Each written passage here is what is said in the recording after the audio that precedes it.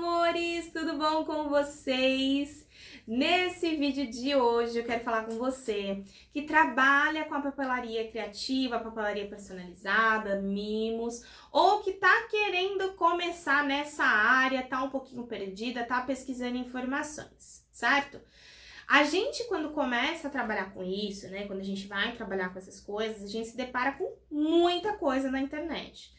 E aí a gente se pergunta, né, eu preciso trabalhar com tudo, eu quero trabalhar com isso, com aquilo. Então hoje a gente vai falar sobre as lembrancinhas de festa e as lembrancinhas corporativas. Será que um é melhor do que o outro? Será que eu consigo fazer as duas coisas? Então a titia vai dissertar um pouquinho sobre isso com você nesse vídeo e poder te ajudar a alavancar ainda mais o seu negócio para você conseguir mais vendas, hein?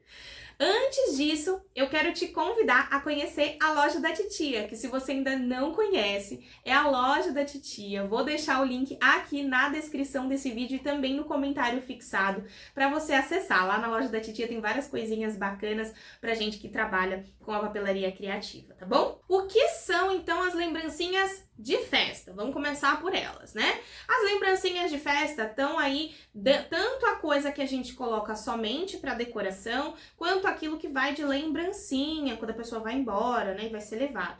Então, isso são as lembrancinhas de festa, seja essa festa casamento, seja essa festa de aniversário, né, bodas, enfim, qualquer tipo de festa pode ter essas duas coisas. Eu aqui gosto de oferecer bastante para os meus clientes, principalmente nas festas infantis, algo que seja decorativo e também lembrancinha. Então são as caixinhas personalizadas, bonitinhas, que vão ficar ali em cima da mesa, decorando, e depois do parabéns as crianças levam, porque tem doce dentro, por exemplo, né? Então a gente oferece essa funcionalidade dessas lembrancinhas de festa. E o que são as lembrancinhas corporativas? São aquelas que a gente oferece para as empresas. Geralmente as lembrancinhas corporativas, eles buscam, né, as empresas buscam um custo mais baixo. Então são coisas relativamente mais simples, tá? Dentro das lembrancinhas corporativas, aqui a gente vai falar de coisas relacionadas à papelaria, tá bom? Porque a gente tem aí um monte de outras lembrancinhas corporativas, como canetas, né? Um monte de outras coisas que são feitas com outras técnicas, tá bom? A titia vai falar nesse vídeo um pouquinho sobre a papelaria, questão de papelaria, tá? Então, a gente tem aí dentro da papelaria de empresas, né, na corporativa, coisas que são menores, coisas que são mais miúdas. Então, qual que é basicamente a diferença das duas na hora da nossa produção? Geralmente, as de festa vão ser mais detalhadas. Então, ela vai ser uma caixinha que vai usar, às vezes, uma folha inteira, e aí ela vai ter um laço, ela vai ter uma pedraria, ela vai ter uma passamanaria, né? E no caso das empresas, por exemplo, vão ser coisa mais simples, que é mais fácil da gente fazer, mais rápido, mas a gente também faz mais quantidade. O que às vezes você vai fazer 20 caixinhas para uma festa, você vai fazer 150 para uma empresa. Posso fazer as duas coisas ao mesmo tempo? Que isso é uma coisa que confunde muita gente. Achar que tem que entrar que um nicho, e aí a gente tem um nicho que é a papelaria e os subnichos, né, que são as coisas que a gente faz, que você precisa fazer somente uma coisa dessas. Não, você pode trabalhar com tudo. Com a papelaria de festas e também com a papelaria criativa de empresas, né, com os brindes corporativos. Não tem problema trabalhar com os dois. A única coisa que você tem que saber é estabelecer os prazos, porque senão a empresa entra em contato com você e fala, eu quero 100 para amanhã. E aí você faz como se fosse ali uma pastelaria, né? Algo que sai rapidinho. E não é assim que tem que ser. Então é só isso que você precisa estabelecer na sua mente, que você precisa colocar prazos para os seus serviços, tá?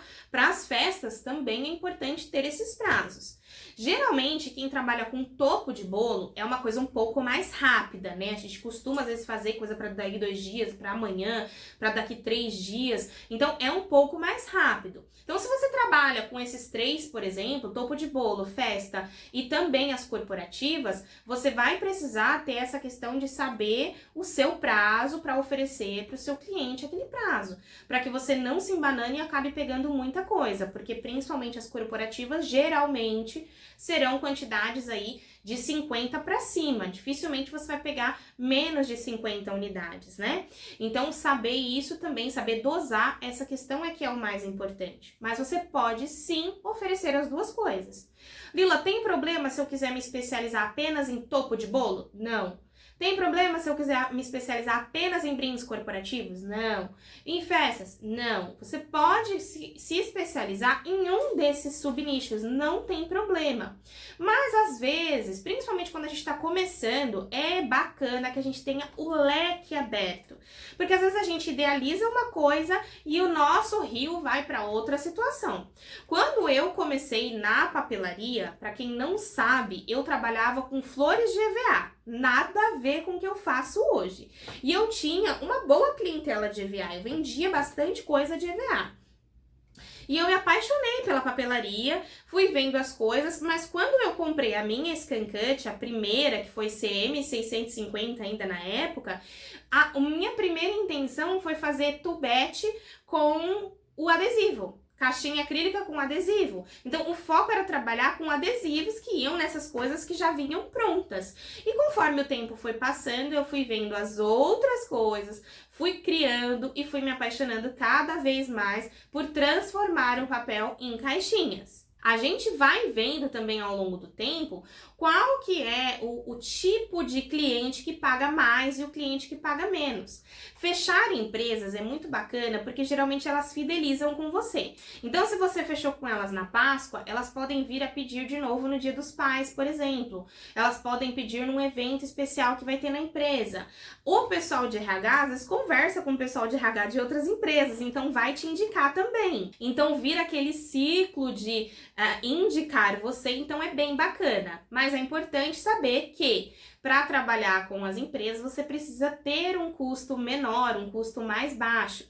Então, quando você for tentar oferecer alguma coisa, procure fazer coisas que você consiga mais de um numa folha, para economizar e oferecer um preço mais competitivo. Também, no caso dos mimos corporativos, é importante saber que a maioria das empresas vai exigir que você emita uma nota fiscal, o que geralmente nas festas a gente não precisa.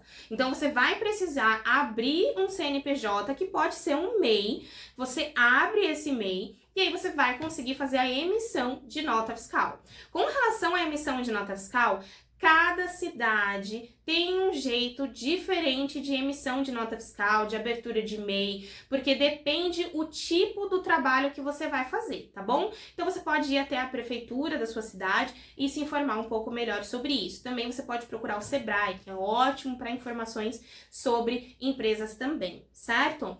Mas é importante que você tenha isso, porque aí a empresa ela vai pedir uma emissão de nota fiscal, para você emitir uma nota fiscal, para que aí sim ela possa te pagar, tá? Quando eu comecei a trabalhar com empresas, uma das minhas maiores preocupações era porque eu sempre exijo um sinal de pagamento.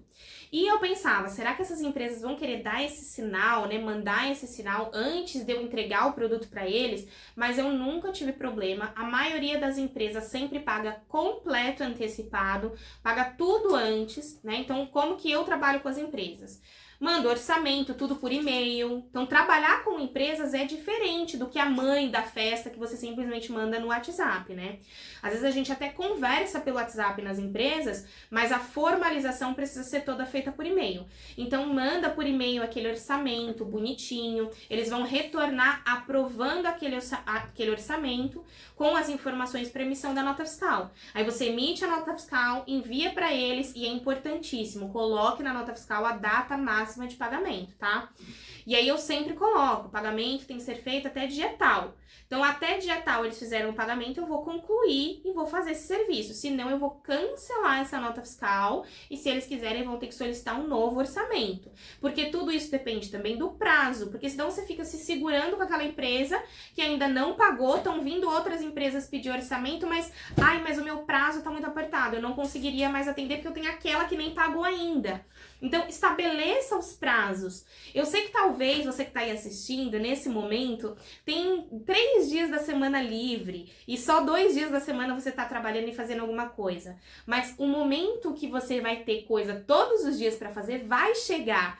Então, já se programe, já vá fazendo as coisas direitinho para que você não sofra depois no futuro, tá? E confia no teu potencial, na tua divulgação. Não vai acontecer da noite pro dia, mas vai acontecer. Já com as lembrancinhas de festa, é um pouco mais informal, certo? Sim! Porém, também precisa pedir sinal, hein? Tem sempre que pedir sinal. O meu sinal aqui, por exemplo, é 70%, tá? Peço 70% de sinal. Ah, Lila, mas eu não posso pedir 50%? Você até pode. Mas às vezes 50% representa apenas o nosso material.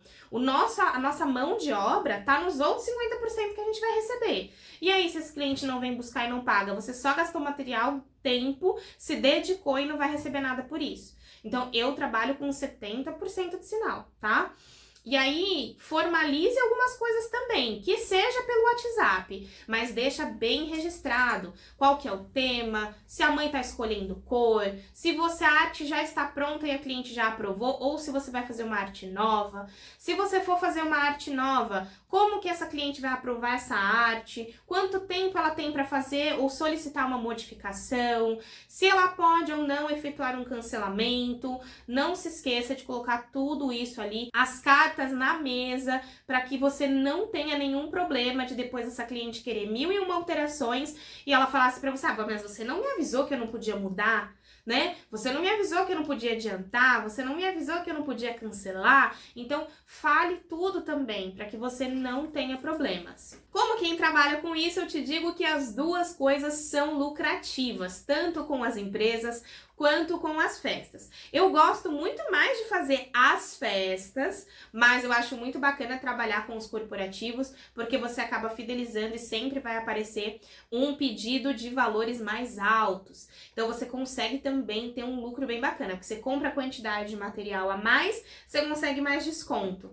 E na hora de oferecer para o cliente, você acaba ficando com um lucro maior também. São coisas que geralmente são bem rapidinhas, bem simples, bem fáceis da gente fazer. Certo? Então, dá para trabalhar com os dois. Os dois são bacanas de trabalhar. Não tem como eu dizer para você prefira um ou outro, porque é muito mais bacana quando você consegue trabalhar com algo que também tá te dando prazer, não simplesmente pelo dinheiro. Afinal de contas, a gente sai do CLT para conseguir ter um pouquinho mais de tranquilidade. A gente fica doida com a produção, mas pelo menos isso é importante que a gente conquiste, né? De fazer uma coisa que a gente realmente tá gostando e tá curtindo fazer.